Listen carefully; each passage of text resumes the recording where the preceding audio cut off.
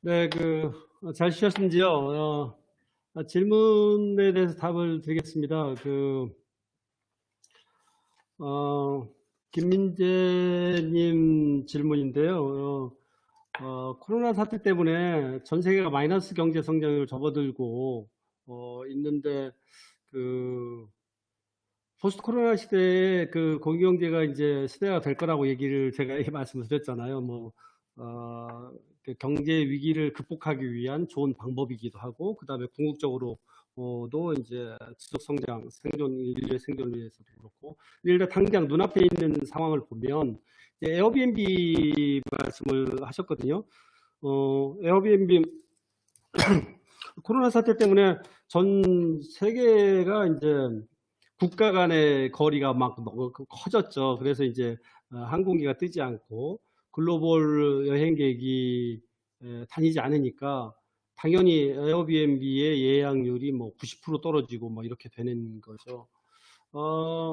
근데 이제 앞에도 말씀드렸지만 이 에어비앤비로 보면 대단히 어려운 상황이지만 10년, 거의 10년 된 공유숙박을 해온 입장에서 어떻게 이걸 저는 해석을 하냐면, 공유숙박의 시장이 이전에는 글로벌 시장이 중심이었거든요. 그런데 글로벌 여행객들이 막히면서 시장이 지역 시장으로 바뀐 거죠. 그래서 완전히 그 시장의 어떤 새로운 게임이 시작됐다라고 보고요.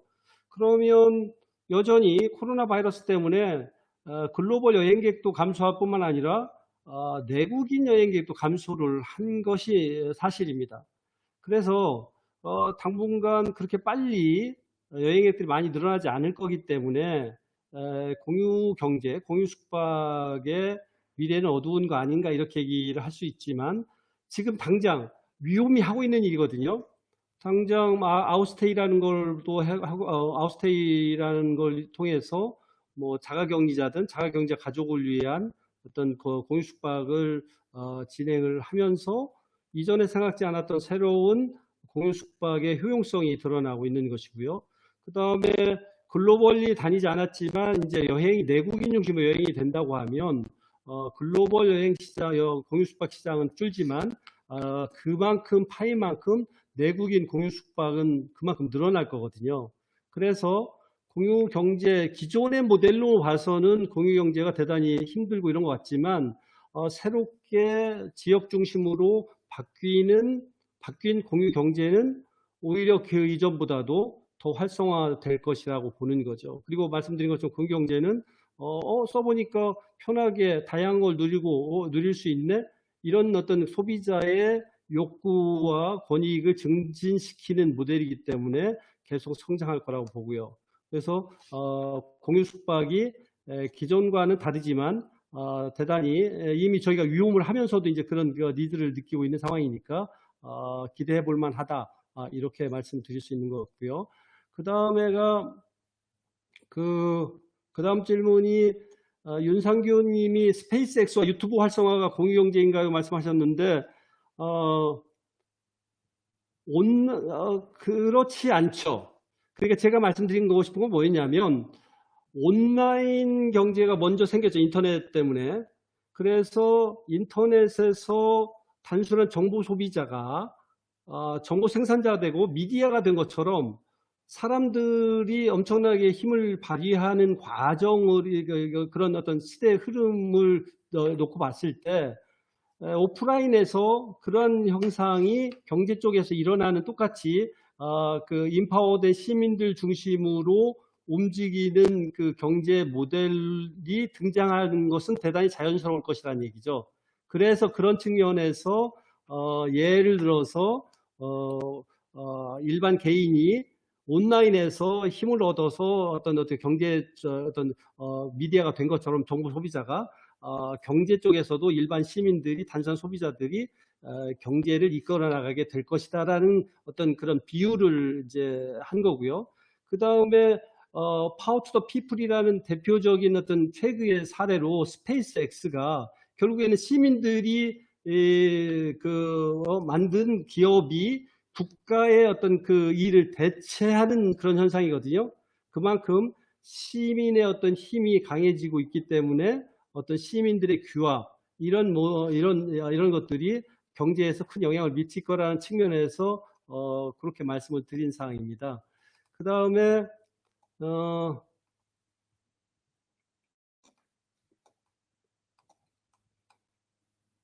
잠깐만요.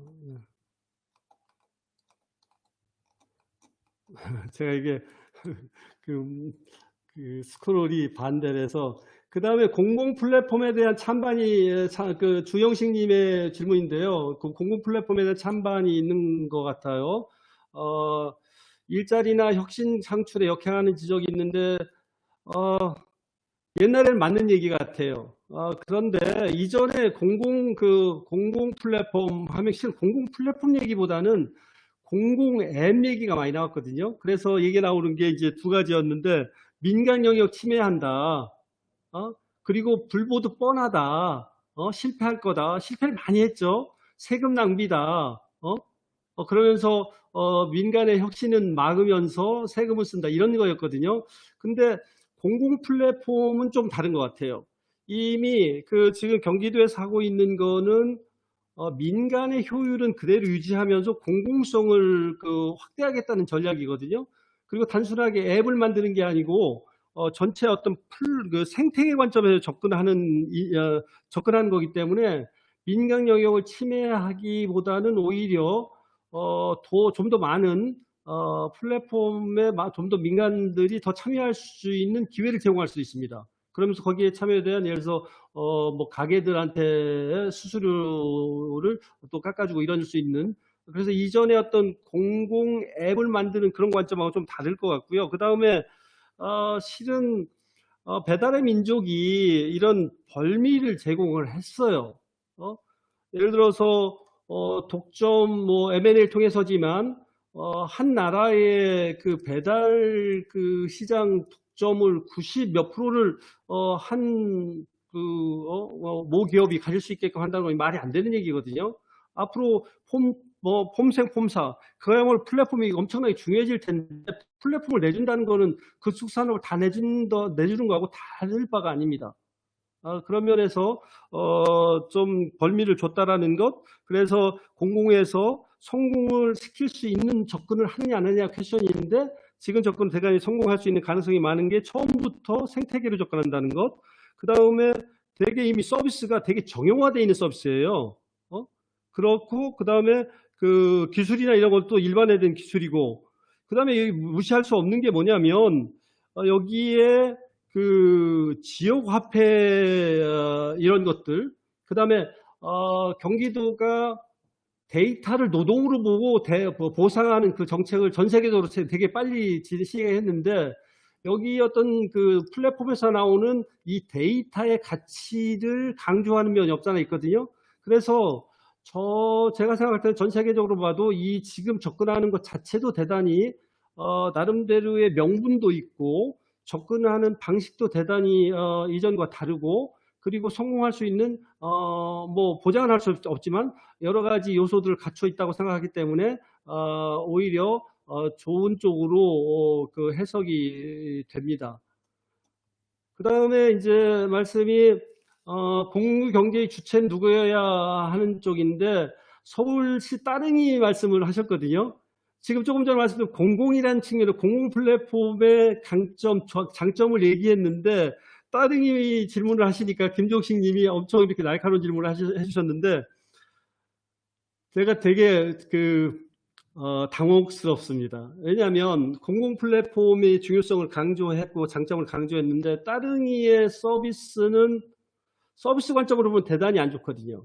그 다음에 세금을 쓰는 쪽에서 비효율적인 면이 있고, 그래서 따릉이는 대단히 시민들도 만족하는 서비스고, 그 다음에 공유 자전거가 제대로 이 컨셉이 나오기 이전에 빨리 시작했기 때문에 대단히 훌륭한 정책이었는데 좀 아쉬웠던 건 뭐냐면 이미 그쪽 시장이 다 정착이 된 다음에 시작한 게 아니고 처음부터 따릉이가 그런 공유 자전거를 어떤 그런 물꼬를 튼 거거든요. 그러다 보니까 기존의 공공 앱의 어떤 단점을 그대로 이어져서 지금의 서비스, 전체적으로 서비스 만족도는 높지만 그 내부적으로 앱이나 이런 것도 대단히 좀 불만스러운 게 꽤 많거든요.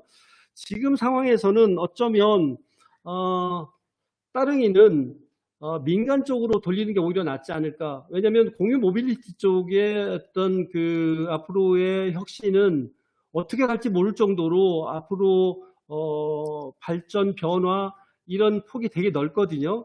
그런 면에서 공유 모빌리티의 대표적인 분야인 공유 자전거는 민간 쪽으로 오히려 좀 열어주는 것, 아니면 최소한 민간하고 경쟁하는 쪽으로 해서 공공 플랫폼과 민간 플랫폼이 경쟁하는 것도 괜찮을 것 같고요. 중국의 사례를 예를 들어서 중국의 공유 자전거를 얘기하면 사람들이 머리에 떠오르는 게 공유 자전거 무덤 생각을 합니다. 공산당이에요. 그런데 왜 중국은 그렇게 그 많은 자전거가 녹슬고 이렇게 그 공동묘지가 되는 상황을 보면서 그냥 놔뒀을까? 그만한 어떤 진화 과정에서 필요한 그 시행착오였다라고 생각하기 때문이거든요. 지금의 중국은 그야말로 자전거 천국이 됐습니다. 그런 면에서 중국의 케이스를 우리도 좀 생각을 좀 많이 해야 되지 않나. 구더기 무서워서 장을 못 닫는 그런 식은 다시는 되지 않았으면 좋겠고요. 그 다음에 질문이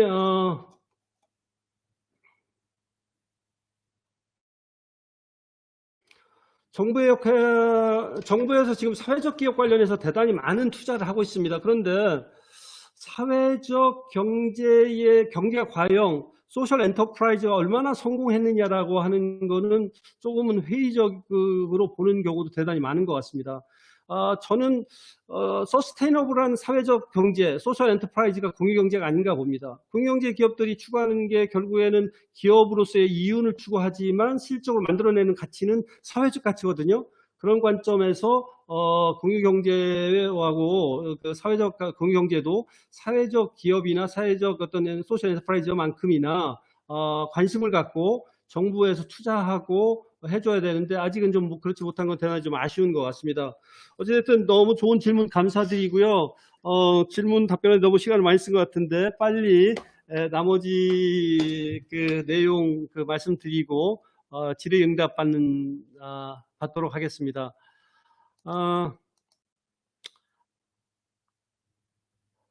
ICT 규제 샌드박스 실증 특례 공유숙박인 위험 합법 공유숙박에 대해서 말씀을 드리겠습니다.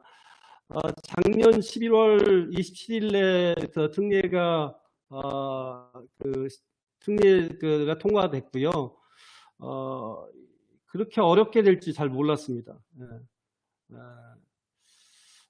그 전에 상황이 어떤 상황이었냐면 왜 어렵지 않을 거라 생각했냐면 에어비앤비는 글로벌 플랫폼 사업자는 한국의 법을 무시하면서 비난하면서 정부에 아무런 제재를 받지도 않고 공유 숙박 사업을 잘하고 있었거든요. 그런 상태에서 그러다 보니까 한국의 공유 숙박업자들은 다 문 닫고 유일하게 코자자 위험이 남아서 제한된 범위 내에서 한번 합법적으로 해보겠다고 하는데 아니 에어비앤비를 그냥 놔두면서 국내에서 합법적으로 구멍가게 내에서 합법적으로 하겠다고 하는 특례를 내는 거에 대해서 정부 일부 부처도 반대하고 그 다음에 대한숙박업중앙회도 반대하고 에어비앤비를 놔두면서 말이 안 되는 얘기잖아요.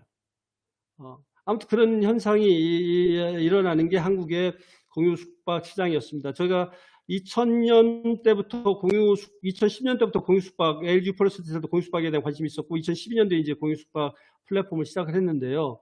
그래서 한국의 국내 공유숙박 시장은 규제, 역차별, 기형적 성장. 그럼에도 불구하고 이런 문제가 있으니까 제도를 바꿔야 되는 얘기가 그렇게 엄청나게 얘기가 나왔지만 한 줄도 바뀌지 않았습니다. 8년 동안. 외국인 관광도시 민박업이 2011년 말에 만들어졌는데 현재까지 한 줄 바뀌지 않았고 작년에 규제 샌드박스 특례 때문에 변화의 순풍이 터진 겁니다. 그래서 가장 중요한 게 뭐냐면 이런 어떤 그 현황에서 내국인 숙박이 합법화됐다는 거예요. 플랫폼 사업자들은 무엇보다도 내국인도 공유 숙박을 합법적으로 활용할 수 있게끔 됐다라는 게 이제 가장 큰 거고요. 저희는 어찌됐든 이렇게 해서 규제 샌드박스니까 이렇게 저렇게 풀어줘요라고 얘기했는데 나중에 가서는 보니까 뭐 규제가 더덕더덕 붙었고 했는데 서울 지하철 1호선에서 9호선, 1호선은 서울 지역 한정해서 출구에서 반경 1km까지 가능한 게 되어 있고요.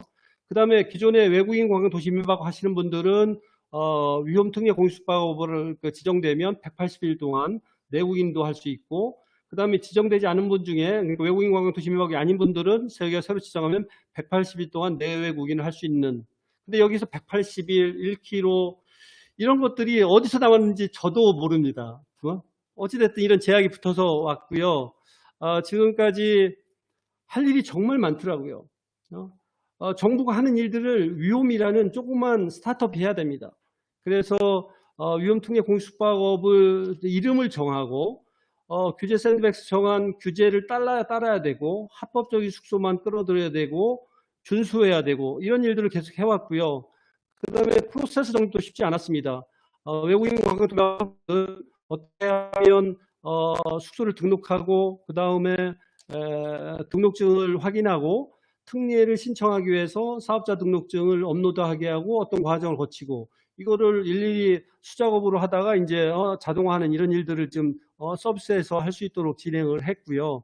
그래서 원래는 올해 7월 1일 날 서비스를 오픈하려고 하다가 코로나 바이러스 때문에 외국인 관광객들이 완전히 끊기다 보니까 외관 민박업, 합법적 숙소, 합법적 외관 민박업, 합법적 공유숙박 하는 분들 얘기입니다. 이분들이 멘붕이에요. 예약 다 취소됐죠? 그 다음에 새로운 예약 들어오지 않죠? 코로나 사태가 언제까지 진행될지 모르죠? 그런데 합법적인 숙박은 외국인 대상으로만 합법이에요. 그러니 거의 다 폐업 상태란 말이에요. 그런데 여러분이 공유숙박업 하실 분들, 외관 민박 하실 분들 그냥 나 방 하나 있으니까 공유해 이런 식이 아니에요. 빈 방 있으면 빈 방을 다 인테리어 다시 해가지고 투자하신 분들이고요. 그리고 많은 젊은이들이 월세 얻어서 투자해가지고 인테리어에서 하는 자영업자와 다르지 않습니다. 그러다 보니까 7월 1일 날까지 미룰 수가 없는 거예요. 그 다음에 호스트들이 전화 오는 거예요. 이런 상태에서 내국인 숙박이라도 해가지고 돌파구를 마련하고 싶은데 위험이 특례 받아가지고 뭐 하는 거냐. 그래서 저희가 부랴부랴 2월 달부터 막 준비해서 3월 말에 서비스 게시 신청을 했고 호스트를 모았고 지금은 이 어려움에 처한 호스트들을 위한 생존 프로그램을 지금 이제 서울시한테 제안해서 진행을 하고 있습니다. 뭐 그중에 이제 단순하게 지금 그 공유숙박을 통해서 사람들 여행이 금방 이렇게 내국인이라도 금방 들어오지 않기 때문에 저희가 여행이 아닌 다른 목적의 공유숙박의 활용도, 그래서 아웃스테이, 아까 말씀드린 아웃스테이 같은 거, 그 다음에 케어스테이, 그 다음에 비즈니스스테이, 그래서 직장이 멀면 그 다운타운에 그 공유숙박에 머물면서 일하세요. 그 다음에 스터디스테이, 그 다음에 홈캉스, 집에서 다 해보기, 그 다음에 이색 공간 대여. 그러니까 지금 당장 코로나 사태가 있는 상태에서도 이런 모델들로 접근하면 지금 파업 상태에 거의 영업 정지 상태에 있는 호스트들 도와줄 수 있다는 생각 때문에 저희가 적극적으로 진행을 하고 있는데 3월 말에 서비스 런칭 개시 허가를 받아야 돼서 특례받는 건 작년 얘기고요. 서비스 허가를 또 받아야 돼요. 후속 지원팀한테요. 그런데 지금까지 서비스 개시를 위한 현장 점검도 통과했고 기본적인 책임보험, 플랫폼 사업자로 들어야 되는 개인정보 보호보험도 구했는데 규제 샌드박스 시스템 상태의 문제인 것 같아요. 호스트를 보호하기 위한 보험을 저희 보고 들어주라는 거예요. 근데 호스트를 위한 보험이 지금 없는 상태예요, 시장에. 그러니까 보험사들한테 들어달라고 디자인해달라니까 보험사들도 디자인 못한다고 하는 거예요. 왜? 시장이 크지 않으니까. 그런데 보험은 들어야 된다고 하고, 그래서 2달 이상 동안 지금 서비스 개시 허가를 못 받고 지금 호스트들을 도와주지 못해서 저희는 정말 안타깝고, 그런 사이에 그래도 에어비앤비는 불법으로 하고 있는 이런 상태입니다. 지금 한국의 외관 민박업 호스트들이 2011년, 12년부터 시작돼서 2,000명밖에 없습니다. 호스트들 개인적으로는 완전히 그 폐업해야 되는 그런 어떤 절대절명의 그런 거지만 국가 차원에서 보면 2,000명밖에 안 되는 합법적인 공유 숙박 인프라를 이분들이 폐업하면 잃는 거거든요. 이런 면에서 지금 허가가 안 되는 거는 정말 좀 안타까운 상황이고요. 그 다음에 그 공유 숙박 얘기하면 갈등 얘기를 많이 하는데 최근에 대한숙박중앙회 회장님이 MBC에서 이 플랫폼 사업자의 횡포에 대한 어떤 그 기획을 했는데 거기에서 정경재 회장님이 이런 말씀을 하셨어요. 아고다나 에어비앤비 같은 사이트에서 광고를 안 받습니다. 수수료만 받는데요. 에어비앤비가 어떤 곳인가요? 코자자 위홈이 구멍가게 하나 내서 예를 들어서 티셔츠만 판다고 하면 에어비앤비는 그냥 시장 큰 백화점을 내가지고 온갖 물건을 파는 공유숙박 플랫폼인데 에어비앤비를 옹호하시는 거예요. 이 얘기는 무슨 얘기냐면 공유숙박 플랫폼이 잘 됐을 때 초기에는 그 제로섬의 어떤 그런 시장 그 점유 이런 이슈가 있을 수 있지만 궁극적으로는 공유숙박 플랫폼이 잘 됐을 때 제일 혜택을 받는 것은 새로운 공유숙박 호스트뿐만 아니고 기존의 대체 숙박업자 분들이라는 거예요. 그런 것들에 대한 어떤 가능성 이런 거에 대한 확신이 있기 때문에 저희가 대한숙박중앙회에 기존의 야놀자나 여기 어때는 어떤 독점 플랫폼에서 횡포를 하지만 위험하고 이게 상생 협력을 해가지고 혁신 플랫폼을 만들면 예약 그러니까 단순히 숙박이 숙박으로 끝나지 않고 새로운 혁신적인 관광 플랫폼을 활용함으로 해서 진입을 할 수 있는 윈윈을 할 수 있는 그리고 수수료도 물지 않는 이런 모델로 할 수 있다고 해서 저희가 제안을 했었던 거거든요. 그래서 같이 협력을 하면 이게 시장 점유보다는 같이 상생할 수 있다. 그리고 국가에게 제가 누구보다도 기재부하고 이런 데 얘기할 때 대한숙박중앙회 입장 얘기를 많이 하죠. 규제가 너무 많다. 공유 플랫폼은 플랫폼의 모든 걸 하기 때문에 규제 없이도 한다는 얘기는 불필요한 규제가 많으니까 풀어주고 그 다음에 불법 기업형 불법 스토어는 단속하고 그 다음에 리뉴얼할 수 있는 그런 어떤 재정적 지원 이런 요구를 하는 게 제가 얘기를 하는 거거든요. 즉 갈등이 아니고 플러스성으로 얼마든지 말 수 있는 거고요. 공유 숙박 하나가 잘 되면 이미 있는 숙소들 연결을 해가지고 일자리 만들고 뭐 관광 새로운 관광 패러다임 만들고 다양한 시사업 기회를 만들 수 있는 거거든요. 이 얘기를 앞에서 얘기했지만 3만 개, 5만 개, 10만 개의 일자리 만들면서 그 관광의 흐름인 동네 관광을 활성화시킬 수 있고 이런 것들이거든요. 그런 면에서 봤을 때 공유숙박은 너무너무 소중한 사업인 것 같습니다. 저희도 그런 사명감을 가지고 있어요. 공유숙박이 제대로 안 되면 저희가 위험이 제대로 못하면 한국의 공유숙박이 좌절될 것 같고 저희가 공유숙박을 잘해서 그러니까 대한숙박중앙회 이분들하고 대타협을 해서 같이 어떤 상생을 도약할 수 있는 그런 걸 만든다고 하면 궁극적으로 한국의 공유 숙박, 그 다음에 그 숙박 산업, 그 다음에 관광 산업, 그 다음에 공유 경제를 활성화시킬 수 있는 어떤 기반을 만들 수 있을 거라는 그러한 자부심, 책임감을 가지고 임하고 있습니다. 말씀드린 것처럼 공유 숙박은 어떤 혁신 기반으로 해서 관광 자체를 트래블텍이 아니에요. 테크놀로지 기반의 트래블로 완전히 전환시키는 계기를 만들 수 있겠다. 그리고 공유숙박 관점에서 대한민국 공유숙 넘버원이 돼서 이런 어떤 사회적인 어떤 공헌을 하겠다는 생각을 가지고 있는데 지금 현재 여러분한테 공유 경제, 공유숙박 이렇게 얘기하는 저의 심정은 이렇습니다. 특례 통과 이후에 호스트들이 서비스 런칭을 그렇게 바라는데 호스트들을 위한 시장에도 없는 보험을 들어야 되는 규제 샌드박스의 제도 때문에 2달 동안 이 벽에 부딪혀 있습니다. 규제 샌드박스 너무 좋은 제도인데 좀 현실화될 필요성이 있을 것 같습니다. 자, 이렇게 해서 이제 그 규제 얘기 나오면서 그 위험 얘기까지 했고요. 마지막으로 한국판 뉴딜과 공유경제 얘기를 한참 했으니까요. 한국판 뉴딜과 공유경제 말씀을 드리겠습니다. 한국판 그린 디지털 뉴딜인데요. 경제 위기 극복을 위해서도 이제 저희가 썸머리 하면서 말씀드리는데 도약의 기회이기도 장기적 생존과 시적 성장을 위해서도 디지털과 그린을 결합한 건 대단히 잘한 것이다. 그 다음에 디지털 쪽에서도 디지털 인프라 구축, 비대면 산업 육성, SOC 트라. 대단히 저도 이제 항상 글로벌 트렌드들에 관심을 가지고 이렇게 보고 있는데 한국이 이런 거를 대단히 선도하는 것 같습니다. 그 증명을 해주는 것이 매년 메리미커라는 그 인터넷 구루가 있어요. 너희 그 데이터로 인터넷을 분석하고 예견하시는 분에서 인터넷계에서는 이분의 리포트가 나오면 막 분석하느라 정신이 없는데, 이분이 4월 17일 날 Our New World, 포스트 코로나 시대의 어떤 미래에 대한 이런 예측을 했는데 그 썸머리를 제가 가져왔습니다.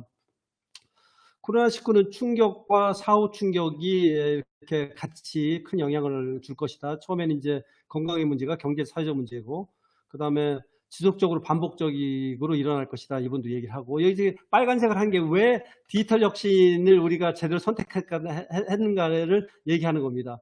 혁신가는 지금 디지털 혁신가들 말하고, 그 다음에 빠른 성장, 기존 산업과 신산업이 빠르게 정체에 따라 빠르게 성장할 거라고 얘기하고, 과학자, 엔지니어, 분야별 전문가가 영향을 미칠 것이다. 그 다음에 급격한 디지털 전환.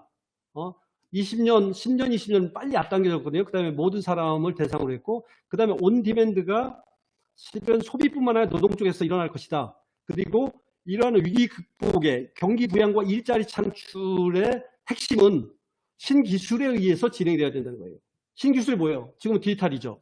그 다음에 기술과 헬스케어 강조하고, 그 다음에 지금의 위기이지만 세상은 그렇게 쉽게 끝나지 않는다. 결국은 우리는 극복할 것이고 삶은 많이 달라질 것이다. 그런데 얘기한 것처럼 디지털로 의해서 변할 것이라는 거고요. 다만 현재 여기서 제시 않았던 거는 장기적인 해법으로 제시 않았는데, 어찌됐든 메리미커의 눈으로 봐도 코로나 사태를 극복하고 그 다음에 극복하기 위한 좋은 방법으로서 기술, 디지털이라는 것이죠.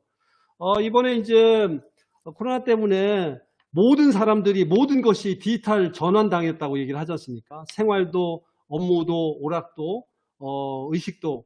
지금 여기 계신 분들 중에도 처음으로 그 쿠팡에 가서 쇼핑한 분들이 계실지 모르겠습니다. 그리고 이런 재택근무, 영상회의 이런 것들, 그 다음에 넷플릭스 얘기만 들었지 잘 사용 안 했었고, 유튜브 가끔 썼는데 유튜브 중독자가 됐거나 이래서 지금 모든 게 디지털로 이렇게 전환되는 상황이고, 이게 10년, 20년 앞당겨졌다는 얘기거든요. 그리고 앞에 얘기한 것처럼 온 디맨드 얘기를 하는데, 공유경제가 뭐죠? 온 디맨드 소비가 있고, 그 다음에 기기 이코노미로 해서 참여하는 쪽이 이제 기기 이코노미 쪽의 일거리인데, 이 일거리 얘기가 조금 더 발전해서 온 디맨드 일거리로 바뀌는 거예요. 그래서 내가 일하고 싶을 때 일하는 식으로 그런 어떤 현상이 있었는데, 이번에 디지털 전환이나 이런 것들, 코로나 사태 때문에 이런 일이 더 일어날 것이다. 근데 이제 요즘 공유경제는 한물 가고, 구독경제가 떠오르고, 그 다음에 순환경제가 떠오르고 이런 얘기 하는데, 다 공유경제에 포함되는 내용입니다. 예를 들어서, 그 구독경제는 온 디맨드 경제를 정기적으로 하는 것이고, 서큘러 이코노미는 당연히 자원을 재활용하는 이런 측면에서 공유경제에서 이미 커버가 된 거고요. 이런 상황에서 그러면 디지털이 엄청나게 이전보다 영향을 엄청나게 미칠 거라는 거예요. 디지털 플랫폼이 디지털 전환이 생각보다 빨리 왔으니까. 그런데 한국은 어느 나라예요? 지금 기술이 지배하는 디지털 시대의 한국의 경쟁력이 뭐예요? 전 세계에서 가장 많은 국민 98%, 실은 98%예요. 모바일 컴퓨터를 다 가지고 있어요. 미국의 아폴로 그 우주선이 갈 때 썼던 컴퓨터보다 우리 개개인들이 가지고 있는 컴퓨터가 훨씬 커요. 그 다음에 가장 빠른 네트워크를 가지고 있어요. 전 세계적으로. 활용도는 전 세계에서 세 번째예요. 그러면 그만큼 컴퓨터를 빠르게 많이 활용한다는 얘기거든요. 이게 결국에는 대한민국의 디지털 핵심 기반을 가지고 있는 거예요. 그런데 그 어느 때보다도 이 디지털 기반이, ICT 기반이 중요한 때가 온 거예요. 코로나 바이러스 때문에. 그러면 이 대한민국이야말로 디지털 선진국으로 갈 수 있는 가장 좋은 환경이란 말이에요. 이전에는 당연히 이게 지금 전체 소득 수준과 그 다음에 스마트폰 보급률인데 지금 한국이 오른쪽에 위쪽에 있거든요. 지금 코로나 바이러스 사태 때문에 포스트 코로나 시대에는 디지털이 중요하고 이 디지털을 제대로 레버리지 했을 때 한국이 미국을 따라잡을 수도 있다는 얘기예요. 왜냐하면 디지털은 옛날에는 예를 들어서 디지털은 뭐 디지털이야. 근데 지금 디지털 뭐예요? 디지털이 제대로 돼야 원격 강의가 제대로 되고 그래야 학교 시스템이 돌아가고 이런 식이잖아요. 단순히 디지털이 그게 디지털이 아니에요. 근데 이제 포스트 코로나 사시에는 디지털과 실생활이 같이 엮여서 급진보를 할 거거든요. 그러면서 봤을 때 디지털 경제 얘기를 우리가 뉴딜로 하는 거는 대단히 세계적으로도 인정받을 만하다. 그래서 마사요시 손정희 회장님이 되게 힘든 상태인데 이런 그림을 그렸어요. 코로나 바이러스 밸리가 있지만 이 밸리를 하나의 도약의 기회로 해서 유니콘들이 날아올 것이다 이렇게 얘기를 했는데, 그리고 이런 질문을 했고 그 다음에 월스트리트 저널에서는 앞으로 포스트 코로나 때 경제가 어떻게 진행이 될까, 대부분 쉽지 않게 회복할 거다. 근데 이제 여러 형태가 있지만 저기에서 제시한 거는 월스트리트 저널에서는 나이키를 수시라고 하거든요. 나이키 모델로 될 거라고 얘기하는데, 저는 이 디지털 경제야 이런 어떤 한국의 그런 모델로 봐서는 한국은 어쩌면 앞에서 월스트리트 저널에서 제시한 다양한 포스트 코로나 시대의 어떤 경제 예측보다도 예측하지 않는 도약의 어떤 모델을, 그러니까 코로나 바이러스 그 밸리도 되게 작으면서 도약할 수 있을 수도 있겠다는 생각을 나름대로 해보고 있습니다. 단순한 희망은 아니고요. 그 다음에 이제 그린 얘기인데, 결국에 제레미 리프킨이 그린 뉴딜 얘기를 하고 있습니다. 코로나 사태가 터지기 이전 얘기거든요. 제레미 리프킨이 공유경제에서도 인류 생존을 위해서 공유경제가 활성화되다는 얘기했는데, 좀 더 이 그린 뉴딜에서는 다급하다는 얘기예요. 우리가 지구를 끝없이 오용했거든요. 그래서 이제야 그 청구서가 도래하고 있다는 얘기거든요. 이젠 이 복원을 해야 된다는 얘기예요. 복원을 제대로 안 하면 인류의 운명도 보장할 수 없다는 얘기거든요. 하지만 희망이 있다 이런 얘기를 하는 거고, 그런 면에서 대한민국이 디지털 뉴딜에다가 환경을 붙인 거는 대단히 잘한 것이고요. 그리고 하나 더 붙인다면 공유경제를 좀 더 집어넣으면 좋겠다 이런 생각이 들어서 시민 중심의 그린 뉴딜로 전 생각을 해봤고, 경제, 환경, 사회를 모든 세 가지 가치를 공히 중요시하되 기반은 디지털 인프라로 한다는 그림이고요. 하지만 단기적으로는 경제에 치중해야 됩니다. 왜냐하면 당장 먹고 살 게 경제적 위기가 클 테니까. 하지만 장기적으로는 이러한 세 가지 가치를 공유해 둬야 된다. 그래서 이 그린 디지털 뉴딜과 공유경제하고 연계해 보니까 이 공유경제 기반으로 해서 대한민국의 그린 디지털 뉴딜은 새로운 경제체제로서는 공유경제로 끌어가고, 그 다음에 이 공유경제 기반으로 해서 과잉생산, 과잉소비가 아닌 적절한 소비와 공유를 통한 어떤 만족도 제고, 이런 측면에서 새로운 생활 방식으로 이렇게 제안을 한다고 하면 제대로 끌고 나갈지 않을까. 그 다음에 이 대한민국의 K 공유 경제는 대한민국의 문제만이 아니고 인류에 대한 얘기고요. 그리고 우리가 이렇게 잘하고 있는 것은, 저는 훈민정음 빠인데 여러분도 훈민정음 해례를 한번 읽어보시면 어떨까 제안을 드리는데, 이런 어떤 저력이 발현되는 거는요, BTS 대단하고요, 봉준호 대단합니다. 그 다음에 K방역, 블락킹도 없이 환상적인 어떤 역할을 하고 있습니다. 그런데 저는 이 방역, BTS, 봉준호, ICT 이런 선진국 이런 게 그냥 하나의 일회성의 어떤 현상으로 보이지만 그렇지 않다는 거예요. 그 저변에는 여러 가지 이유, 유구한 역사, 우리의 어떤 민족의 비전, 뭐 이런 여러 가지 있을 거거든요. 그런 퀘스천들이 있지만 그런 퀘스천들을 제대로 파악해서 우리의 어떤 도약의 기회로 삼고 이 도약을 세계를 위한 어떤 도약으로 만들 수 있었으면 하는 게 저희 바람입니다. 저희 모습이 고향인 줄 알았는데 CNN이나 BBS나 BBC나 이런 사람들이 우리가 본받으려고 했던 국가들이 본받으려고 했던 사람들이 부러워했던 사람들이 우리는 엄청난 범이라고 얘기하는 거거든요.